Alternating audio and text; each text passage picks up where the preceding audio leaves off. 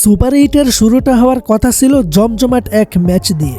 মুখোমুখি ছিল পাকিস্তান ও নিউজিল্যান্ড। দর্শকদের উত্তেজনা ছিল তুঙ্গে। মাঠে খেলোয়াড়রা ওয়ার্ল্ড কাপ করেছে, স্টেডিয়াম প্রায় ভরে গিয়েছিল, এমনকি টসও সম্পন্ন হয়েছে। সবাই অপেক্ষা করছিল শুধু প্রথম বলটা, কিন্তু ঠিক তখনই বাধা হয়ে দাঁড়ায় বৃষ্টি।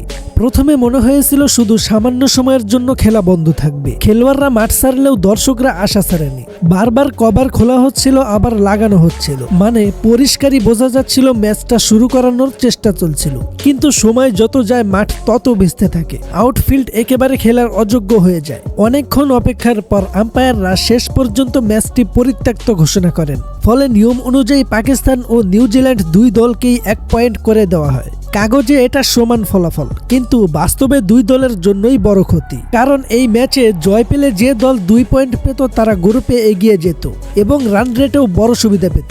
এখন সুপার এইটের বাকি ম্যাচগুলোতে এই একটি পয়েন্টেই হয়ে যেতে পারে টার্নিং পয়েন্ট। শেষ পর্যন্ত সেমিফাইনাল হিসাব নিকাশে আজকের এই বৃষ্টি নির্ধারণ করতে পারে কারা যাবে সামনে আর কারা বাদ পড়বে। আপনারাও কি এই ম্যাচের জন্য অপেক্ষা করছিলেন, নাকি বৃষ্টি দেখে আগেই উঠে গেছেন? কমেন্টে জানাবেন। আর যারা অপেক্ষা না করেই নামাজে গিয়েছিলেন তারা তো অবশ্যই জানাবেন। আজকের সিদ্ধান্ত কারটা সঠিক ছিল দেখা যাক।